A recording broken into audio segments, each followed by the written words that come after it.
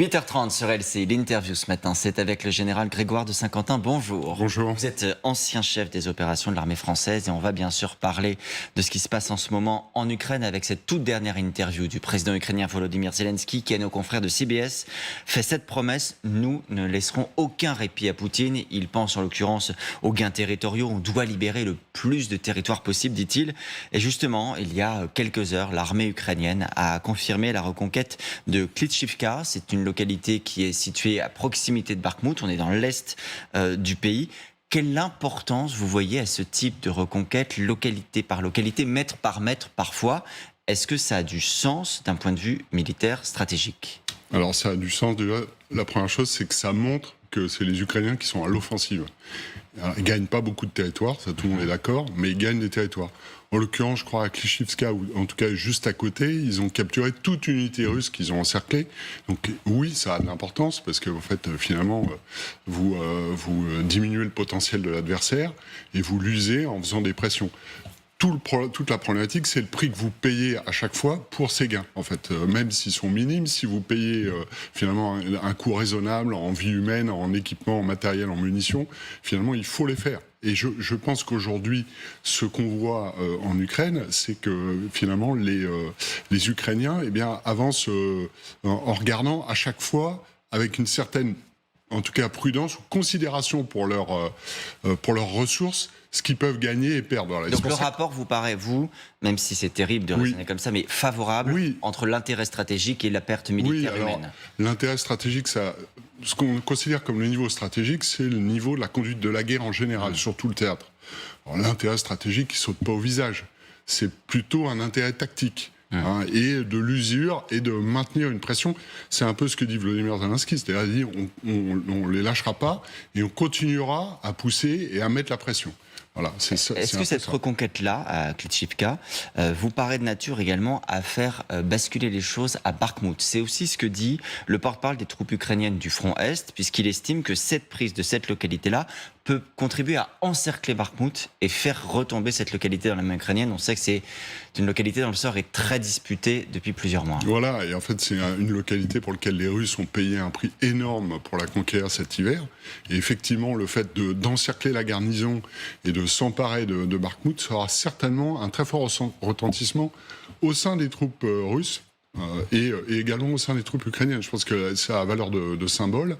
Et ça montre finalement aux Russes que s'ils concentrent toutes leurs forces contre le principal de l'offensive qu'on peut voir plutôt dans le sud, donc à l'autre bout du théâtre, je pense que ça leur montre qu'il ne faut pas qu'ils dispersent leurs efforts et ça leur crée des dilemmes. Voilà. Où mettre nos ressources, où mettre nos efforts, où mettre nos moyens précieux pour savoir par où finalement les Ukrainiens vont réussir à percer. Dans cette guerre, il y a le militaire bien sûr, mais il y a aussi une guerre de l'information, on le voit depuis des mois. On est plutôt enclin spontanément à se dire écoutons et croyons ce que disent les Ukrainiens parce que c'est un pays que la France soutient. Mais il y a parfois des déclarations qui sont contradictoires. Sur le cas d'Andrivka, une autre localité, on a eu à la fois vendredi les Ukrainiens qui disaient nous avons repris les localités et hier les Russes qui disaient que ce n'était pas le cas. Malgré cette bataille sur les localités, il vous apparaît que ce sont bien les Ukrainiens qui sont en dynamique dans cette région-là? Oui, c'est un peu toute celle de la même région que Bakhmout. Tout à fait, absolument. Ils sont effectivement, c'est eux qui sont à l'initiative. Après, qu'il y ait des communiqués contradictoires juste au moment des opérations, c'est pas étonnant, même s'il n'y a pas de volonté de désinformer d'un côté ou de l'autre, parce qu'en fait, vous avez des gens qui disent je suis toujours, en fait, ils sont en train de partir, d'autres qui, voilà, et puis une garnison encerclée. Une manière de voir la réalité. Ouais, une manière de voir la réalité, c'est qu'une garnison encerclée, elle tient toujours la ville, mais si elle peut plus rien faire, elle finira par tomber. Je voudrais vous entendre également, général, sur ce qui se passe en Crimée, bien sûr. La semaine dernière, on a eu ces moments très retentissants avec l'attaque qui a permis la destruction de navires russes, mais encore cette nuit, d'après les Russes, les Ukrainiens ont lancé plusieurs drones contre la Crimée. Là, quelle efficacité vous y voyez? Est-ce qu'on est sur une efficacité militaire, tactique, comme vous disiez à l'instant, ou est-ce que là on est plutôt dans un harcèlement de type psychologique pour dire aux Russes, nous sommes là, nous maintenons notre pression, nous sommes capables de vous toucher? Alors je pense qu'il y a les deux, parce que d'un point de vue intérêt militaire, la semaine dernière, on sait qu'ils ont réussi à frapper la flotte de la mer Noire, donc ils ont diminué. Là il y avait un réel intérêt. Ah oui, il y a vraiment un réel intérêt militaire et opérationnel à frapper les moyens précieux de la flotte de la mer Noire russe. Ça c'est certain. Après c'est vrai que la Crimée, qui était un peu le symbole de la réussite de Vladimir Poutine dans la région, qu'elle soit harcelée toutes les nuits par des frappes de drones, finalement ça fait vivre aux Criméens, ou en tout cas aux habitants de la Crimée, ce qu'ont vécu tout l'hiver les Ukrainiens, qui ont été harcelés par des frappes sur les équipements, on se souvient des centrales thermiques et toute l'énergie. Mais pour autant, est-ce que vous y voyez aujourd'hui, je dis bien aujourd'hui, pour les Ukrainiens, une capacité à reconquérir la Crimée? Ou est-ce qu'on en est encore en réalité bien loin? Vous faisiez allusion tout à l'heure à ce qui se passe dans le sud. Ils tentent d'avancer, de percer à travers les lignes de défense russes. C'est difficile. Oui, et alors reconquérir la Crimée, ça veut dire d'un point de vue militaire, ça veut dire avoir des forces qui sont à l'intérieur. C'est ça que ça veut dire reconquérir la Crimée. Qui n'existe pas aujourd'hui. Non, pour l'instant, c'est pas possible, puisqu'il y a ces fameuses lignes de défense qui empêchent l'offensive ukrainienne, en tout cas qui limitent sa portée. Et donc, pour l'instant, on n'est pas à la reconquête. Mais le fait est, c'est que de mettre la pression sur la Crimée, sur les gens qui y vivent, la rendent quand même, la rendent difficilement vivable pour une vie normale. Et on peut pas prétendre que ce territoire qui est en tout cas donné par Vladimir Poutine comme étant russe, vit dans une parfaite tranquillité. Voilà. Et je pense qu'il y a un peu un rétablissement des rapports de force qui n'était pas du tout imaginé au départ de cette guerre. Montrer ce que la Russie prétend comme étant russe, en l'occurrence la Crimée, est effectivement également concernée. Cette pression dont vous parlez, elle a peut-être d'ailleurs porté ses fruits concernant des navires russes qui étaient placés en mer Noire et qui, d'après le porte-parole de la marine ukrainienne, je précise que c'est une information donnée par les Ukrainiens, 3 navires russes ont été déplacés de la mer Noire à la mer d'Azov pour être, entre guillemets, mis à l'abri potentiellement également de ces frappes de la semaine dernière, missiles, drones. Ça veut dire que là, une réussite a été accomplie. Oui, la Russie craint pour sa flotte. Exactement. C'est-à-dire que la pression qui est mise sur la flotte de la mer Noire a un effet militaire. C'est-à-dire que sa flotte recule. Donc elle menace encore moins les rives d'Odessa et des rives de la mer Noire qui sont encore tenues par les forces ukrainiennes. Alors, un effet militaire, le parfait exemple d'un effet militaire réussi. Voilà, en plus, la mer d'Azov, c'est une mer qui est déjà entièrement bordée par des territoires qui ont été pris par la Russie. Donc, de toute façon, aujourd'hui, cette flotte là-bas, elle n'a pas d'intérêt. Le seul intérêt qu'elle a à être là-bas, c'est juste de se protéger. De stationner sans activité. Vous disiez à l'instant, vous rappeliez combien les Russes ont frappé des infrastructures civiles, des infrastructures énergétiques également. Bon, le fait est qu'ils continuent de frapper, pas plus tard que cette nuit. Ils ont affirmé avoir touché une usine militaire de réparation de véhicules blindés à Kharkiv. Il se trouve qu'un peu plus tôt, le chef de l'administration militaire ukrainienne locale avait rapporté qu'une entreprise de la ville, sans donner de précision, avait été la cible de 4 missiles guidés S-300. Ces deux informations peuvent correspondre. Alors, je suis assez surpris parce que le S-300, c'est une arme anti-aérienne, en fait. Oui. C'est fait pour se défendre contre des attaques aériennes. Donc, normalement, c'est pas un missile pour frapper au sol. C'est pas un missile sol-sol. Est-ce qu'il faut y voir éventuellement la preuve que les Russes, à court d'armement, utiliseraient des armes qui ne sont pas destinées à ces usages? C'est possible, oui. Alors, je ne sais pas si on peut détourner le S-300 de son but initial pour en faire une arme d'attaque au sol. Je pense que son effet ne doit pas être aussi intense qu'une arme qui a été prévue pour ça. Certainement sans précision, voilà. Pas la précision nécessaire. Voilà. Et pas la même précision, exactement. Je faisais tout à l'heure allusion à l'interview de Volodymyr Zelensky à nos confrères de CBS. Il fait quand même une concession dans ses propos qu'il vient de tenir. La contre-offensive n'est pas très rapide. Ça ne veut pas dire pour autant qu'il est pris par le défaitisme. Ça veut peut-être dire pour le coup qu'il assume une part de lucidité, une forme de conscience de ce que sont les forces et les faiblesses de la contre-offensive. Complètement, je pense que du réalisme, en fait. Oui, d'abord tout le monde le constate que c'est pas rapide, et en tout cas, ça veut dire n'est pas très rapide, n'est pas aussi rapide qu'on nous l'aurions souhaité.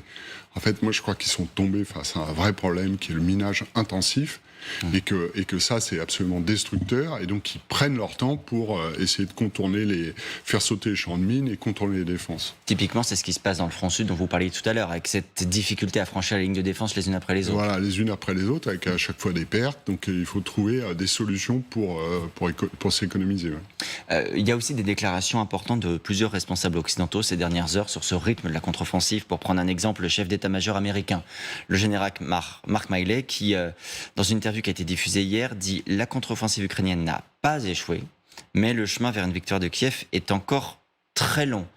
Il a une phrase d'optimisme malgré tout. Il dit « Les Ukrainiens disposent encore d'une importante force de frappe ».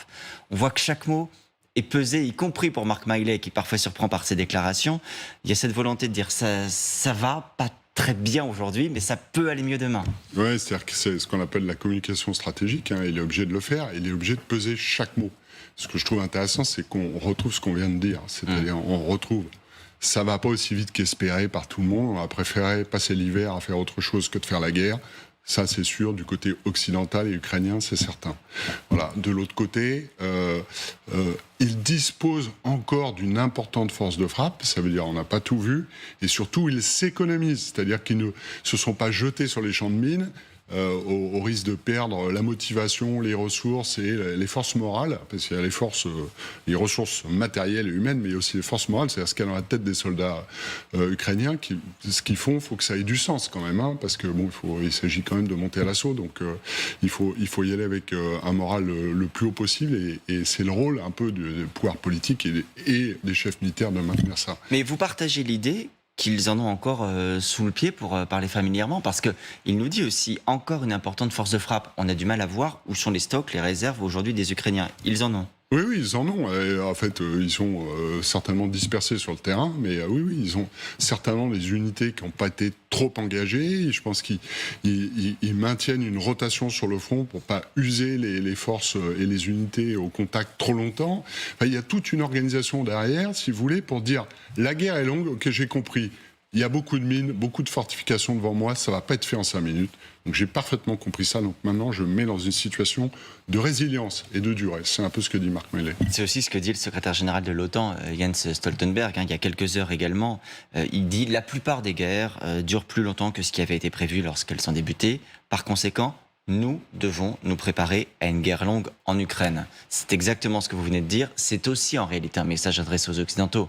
C'est pas que pour l'armée ukrainienne, c'était que la guerre doit être longue. C'est l'idée que nous devons être au rendez-vous. En tant que secrétaire général, il parle aussi aux pays de l'OTAN. Et je pense que, regardez, on est le 15 septembre. Et on voit bien qu'il va recommencer à pleuvoir.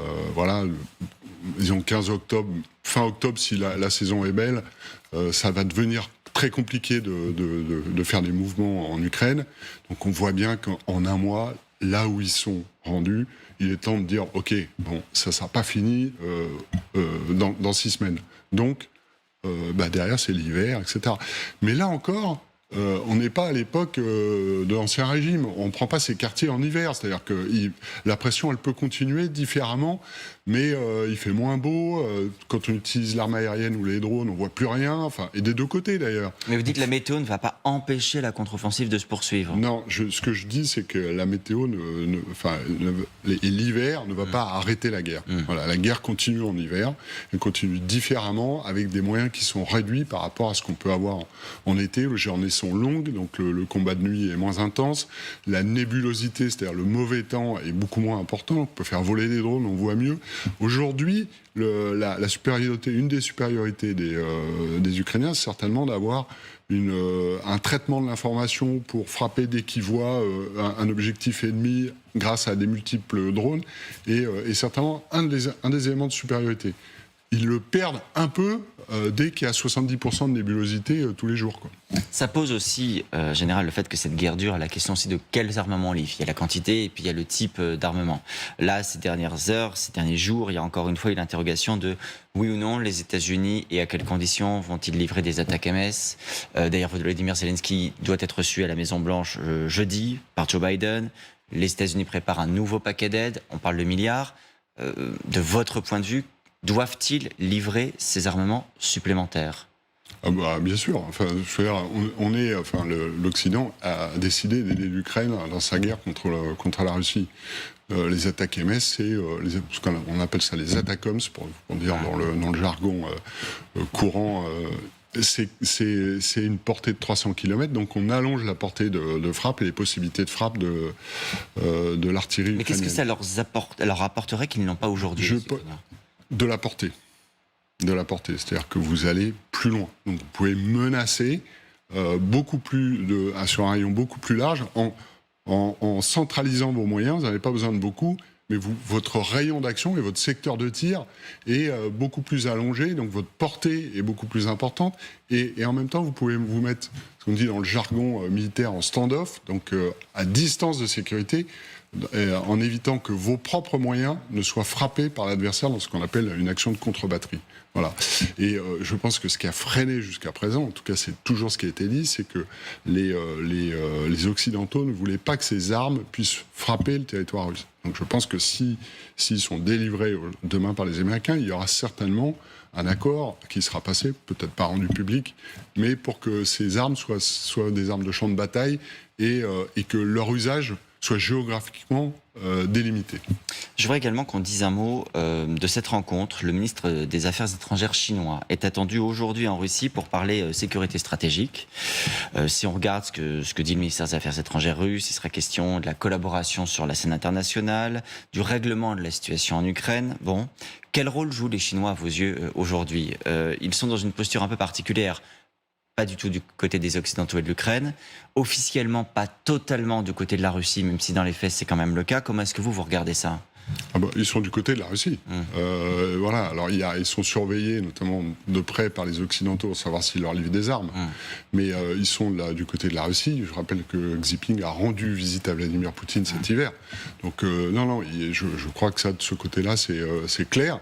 Après, quelle est la portée de leur soutien et comment les soutiennent-ils? Ça, effectivement, c'est en débat. Il y a quelques jours, on a commenté sur nos plateaux la visite en Russie du leader nord-coréen. Est-ce que vous faites partie de ceux qui voient une forme de bras armé de la Chine? Pour le coup, vous disiez la livraison d'armes, les Chinois sont prudents parce que ça les mettrait en porte-à-faux sur la scène internationale. La Corée du Nord peut-elle être leur idiot utile qui servirait à livrer des armes à la Russie? Alors je pense que la Corée du Nord n'est pas du tout idiot dans cette affaire. Je pense même que c'est le grand vainqueur de ce deal parce qu'il est sorti de son isolement diplomatique en fait, la Corée du Nord est un pays paria depuis des années parce qu'elle procède à des essais nucléaires et qu'aujourd'hui elle dispose d'une force de frappe et que, y compris la Russie, a voté des résolutions pour sanctionner tous les gens qui feraient commerce avec la Corée du Nord. Donc aujourd'hui, la Corée du Nord, elle est sortie de son isolement diplomatique, je dirais, grâce ou à cause de la Russie. Voilà, donc je ne vois pas du tout la Corée du Nord comme un idiot utile. Je pense qu'elle a son propre agenda et que pour l'instant, en échange des armes qu'elle pourrait livrer, quelle que soit leur provenance, je pense qu'elle va gagner autre chose en échange. On a bien vu d'ailleurs que pendant 5 jours, Kim a visité toutes les usines d'armement de Russie. Puisqu'on est sur la Chine, juste un petit mot, parce que ce matin, Taïwan a communiqué en disant avoir détecté 103 avions et 9 navires de guerre chinois autour de l'île en l'espace de 24 heures seulement. Le ministère taïwanais indique que c'est le chiffre le plus haut enregistré dans ces derniers mois, ce qui constitue un record.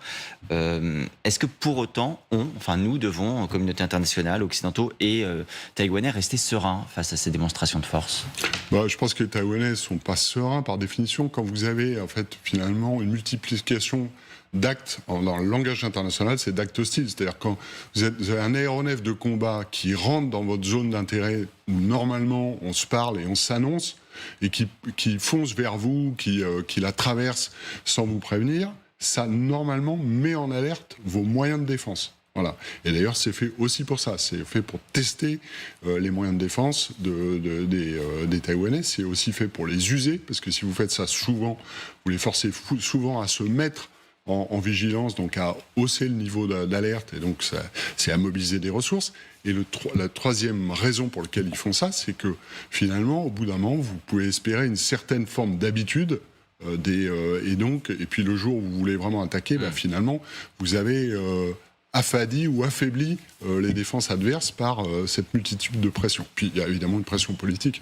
Pour le coup, c'est vraiment l'histoire de Pierre et le loup, c'est-à-dire crier au loup pour qu'on ne sache pas réellement le jour où les Chinois voudront vraiment avancer. Exactement, et c'est une pratique, je dirais pas courante, mais dans la région qui existe aussi sur mer. Un dernier mot, Général Grégoire de Saint-Quentin, que ce soit sur la Chine, sur Taïwan, sur la Russie, sur l'Ukraine, est-ce que vous voyez à l'ONU encore une capacité de règlement des conflits? Il y a une assemblée générale qui se réunit cette semaine, c'est la semaine de haut niveau, comme on dit régulièrement. Normalement, les plus hauts représentants y sont. Cette année, dans le Conseil de sécurité, il n'y aura que Joe Biden, les autres dirigeants n'y sont pas. Y a-t-il une forme de mort cérébrale de l'ONU, pour reprendre une formule qu'avait eue Emmanuel Macron à propos de l'OTAN? Ce qui est sûr, c'est que le système de l'ONU est bloqué. Mais on voit bien qu'il y a surtout une fragmentation du monde, en fait, et il y a un réagencement entre blocs. Et on voit bien, encore une fois, la Russie avec Corée du Nord.